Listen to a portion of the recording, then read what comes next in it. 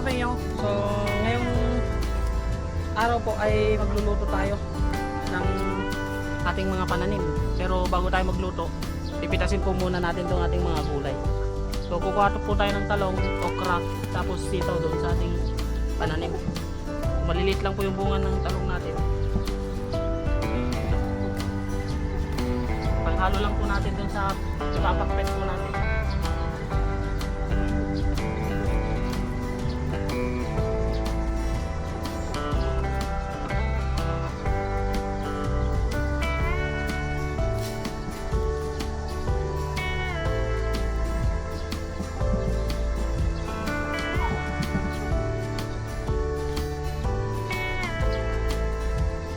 Dati hahaba ng talong natin mga kapatid.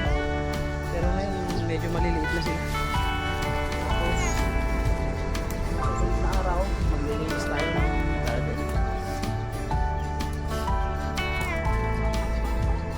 Tama na siguro pa mga kapatid. Yung ating okrahan, medyo naano na nga lang natin siya. Hindi ko nakuha yung mga malalaki kasi sayang ko. So iyan mo. Kasi tatanggalin ko naman na sa mga kapatid.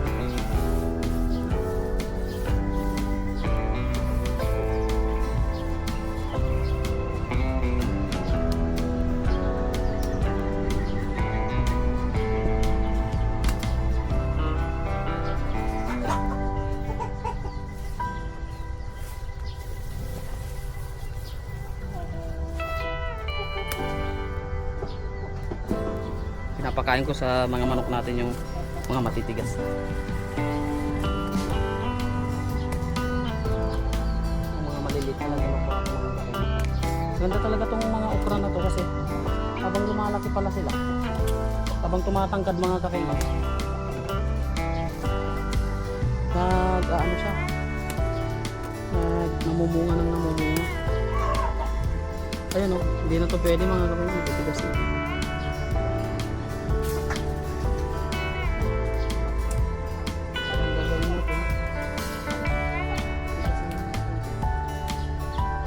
Kaya pang pakbet lang.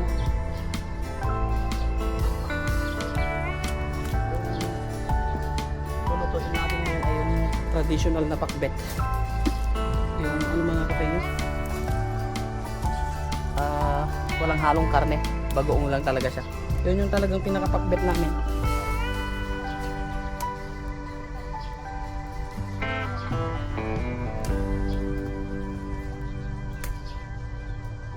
Ilalapag muna natin dito mga kapatid. Ito kasing sitaw natin ay napakadaming bunga. Ito siya mga kapatid. Mula dito, nakita nyo yung sitaw natin. So pag may sobra tayo, papamigay na lang natin dun sa mga kasamahan natin. Ayan mga, kasi napakadami talaga nito mga kapatid. Pero yun mo yung bunga ba naman ay 4 na piraso mga kapatid. 4 na piraso sa isang ano.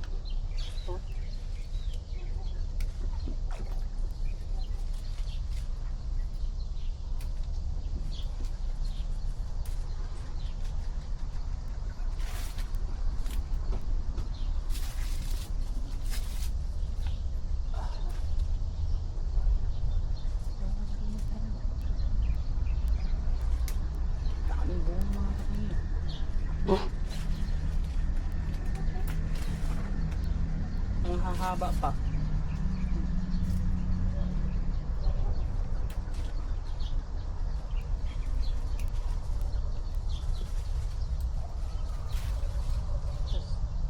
Tignan lang natin dito kasi sa ilalim mga kapengyo yung ano, mga bunga.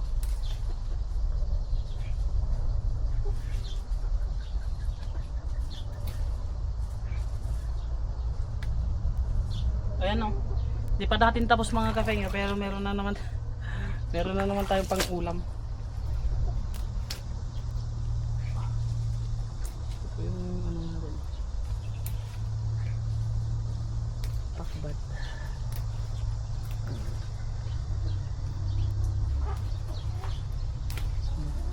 Kabila naman tayo mga kapengyo.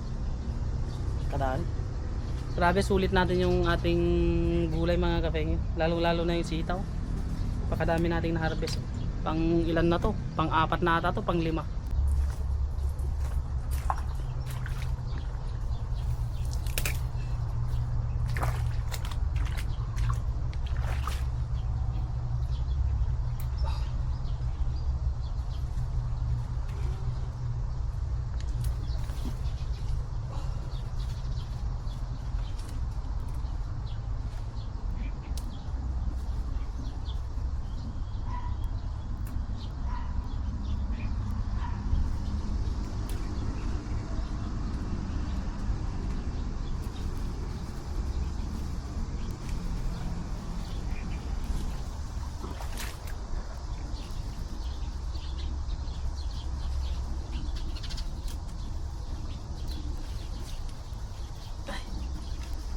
Habang lumalaki pala to, madami yung bunga.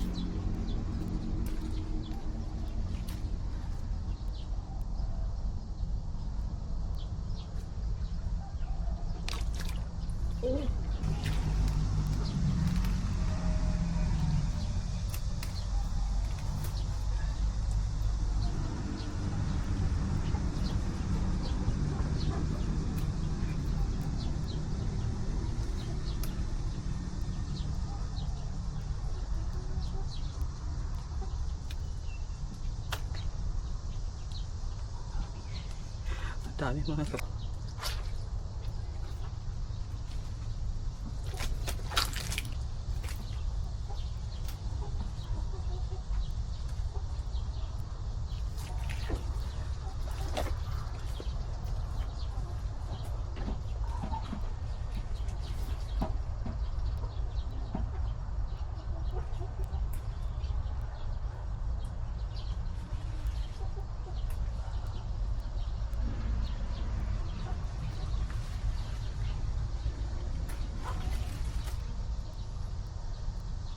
Peso. Nangawit na nga yung kamay ko mga kapengyo. Dami nito.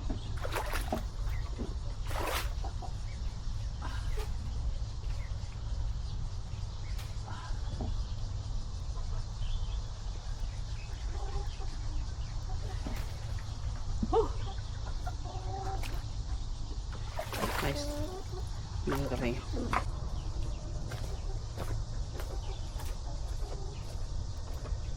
Yan.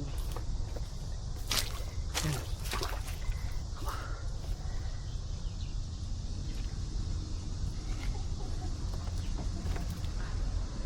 Lagay lang natin.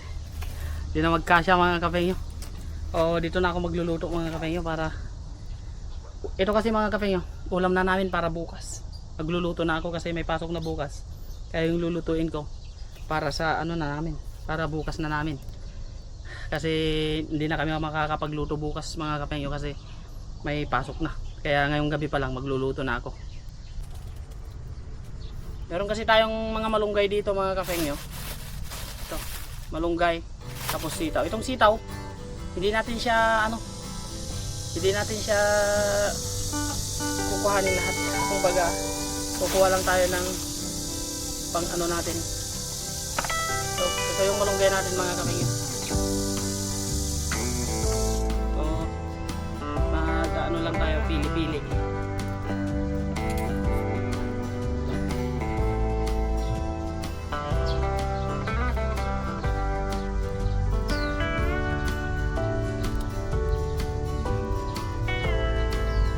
Yan mga kapengyo.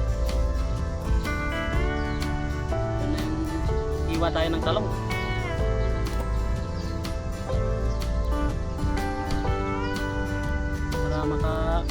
magluto na tayo mga kapatid.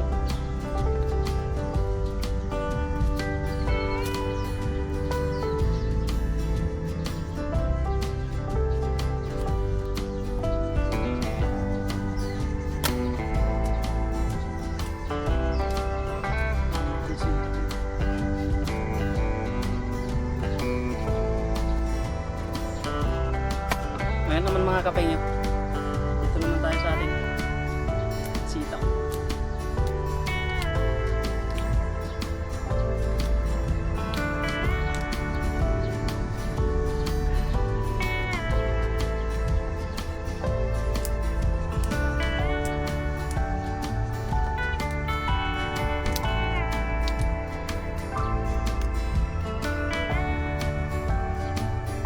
Dami, papamigay na lang natin dun sa mga ano to mga kapatid, sa trabaho natin. Kasi lagi tayo sitaw mga kapatid. Lagi tayo sitaw. Kumbaga napakadami kasing bunga ng sitaw natin mga kapatid. Kaya pamigay man natin to, meron na naman susunod. Kaya mamaya ipapamigay na natin.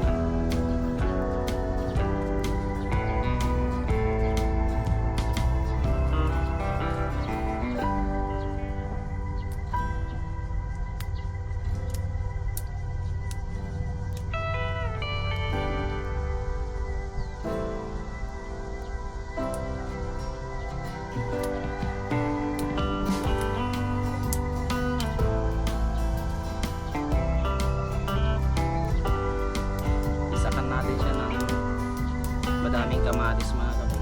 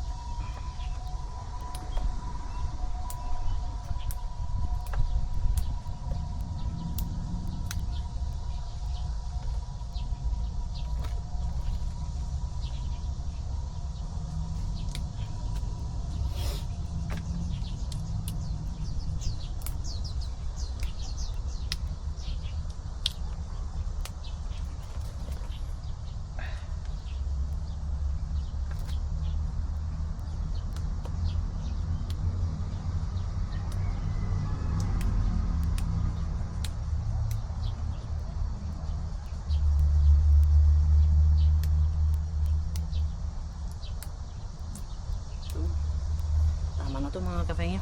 So ito yung ipapamigay natin mga kapengyo sa ating mga kadorm. Kung sino yung may gusto, di siya yung kukuha. Ito naman yung papakbitin natin.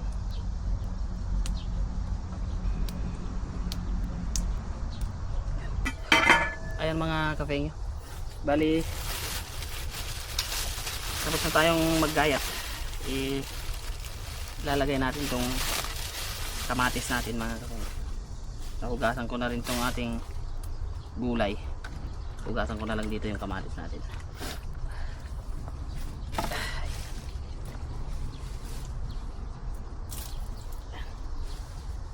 Yun. Okay. So ito mga kapengyo, hindi natin hihiwain kasi ang ano namin, pinipiga lang namin siya sa kamay. Pag sa probinsya, pag nagpapakpet kami, pinipiga sa kamay. Yan. Hati-hatiin sa kamay. Yan po yung traditional na pag-aano namin, pagluluto namin ng pakbet. Ngayon po kasi marami ng ano ng pakbet. Pero yung pakbet talaga sa probinsya, walang karne po yan. Bagoong po talaga yan. Alam nyo naman sa probinsya, lalo na sa amin, sa aming mga mahihirap mga kapengyo, talagang bihira lang ang karne nung araw. Masaya na kami pag yung isang buwan mayroon ng isang beses na magkakarne.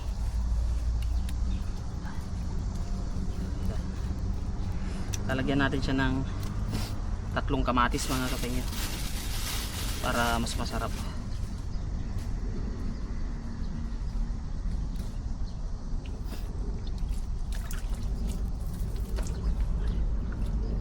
Ay, dalawa lang pala mga kapengyo. So, ngayon ilalagay na natin to.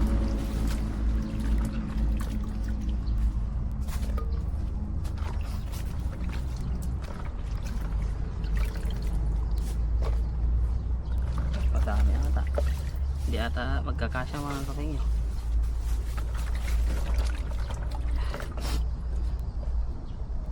Ito magkakasya.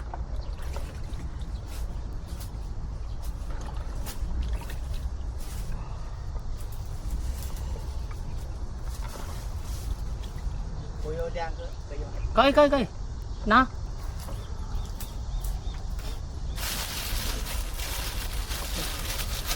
pagkadami ko pa okra dito mga kapengyo.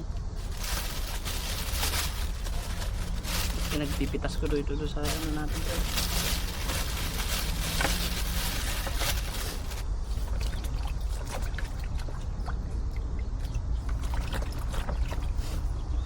Sabagay ito naman mga kapengyo, malaki yan, pero kapag naluto na ano na siya, Sisini.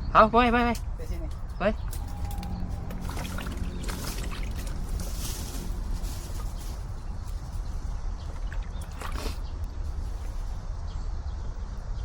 Pero pag naluto na siya mga kapengyo, ay liliit naman siya. Yan naman, lalagyan natin siya ng bagoong. Uy, lalagyan natin siya ng bagoong.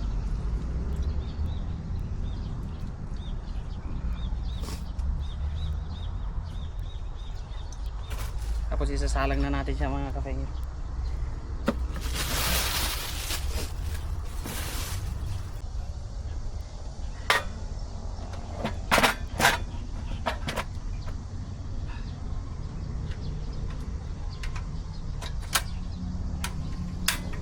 Yan. So dito na natin siya isasalang mga kapengyo.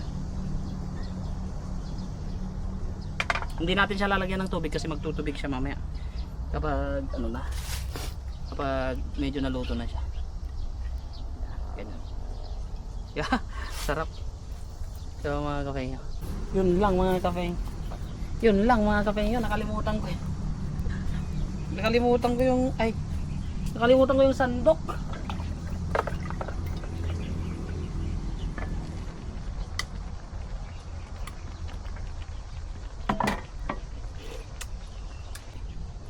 Aalog-alugin natin para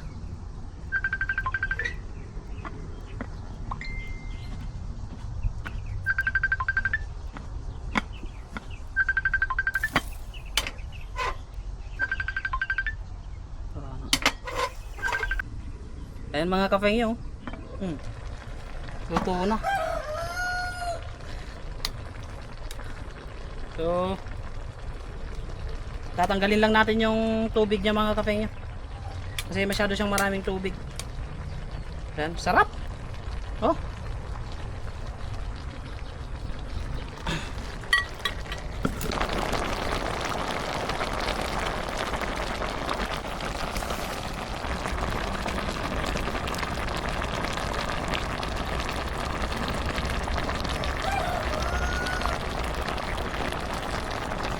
Ayan mga kapengyo, luto na siya. So ito mga kapengyo, ang ginagawa natin, tinatanggal na lang natin yung kanyang tubig, yung kanyang sabaw. Tapos uwi na tayo dun sa dorm mga kapengyo kasi magdidilim na rin mga kapengyo. Makikita nyo po yan. Madilim na mga kapengyo. Tayo naman ay uuwi na. Niluluto lang natin to. Sarap.